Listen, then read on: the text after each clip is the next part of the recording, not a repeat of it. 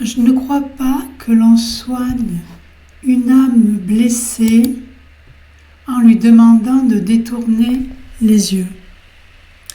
Je ne crois pas que l'on répare un effondrement en lui prescrivant un protocole ou un exercice. Je ne crois pas qu'un être puisse traverser sa nuit en se concentrant uniquement sur ce qui fonctionne. Comme si le reste, le chaos et la peur et l'effondrement pouvaient être mis entre parenthèses sans qu'un jour cela ne déborde. Les thérapies brèves, les TCC, les TCD, les MDR et autres acronymes glorifiés, parfois leur utilité, mais leur promesse ressemble parfois à celle d'un parent débordé devant les larmes d'un nourrisson. « Oh, regarde là-bas un oiseau !» Pendant un temps, l'enfant s'apaise. Mais ce n'est pas la peur qui s'est tue, c'est son expression qui a été détournée.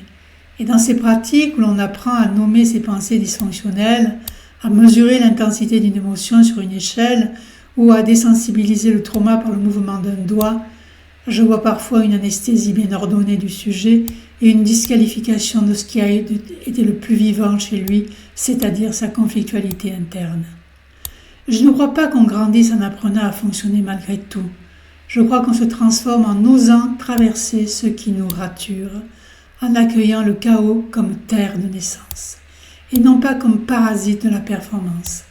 Les méthodes, les TCC ou les TDC, produisent une diversion visant à assécher le self et à colmater provisoirement ses failles.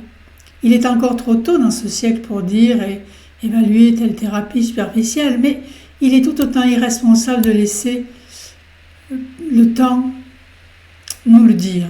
Les personnes en proie à un profond mal-être n'ont pas besoin que l'on vienne détourner leur regard de leur monde interne pour le rabattre sur un cahier d'exercices de développement personnel.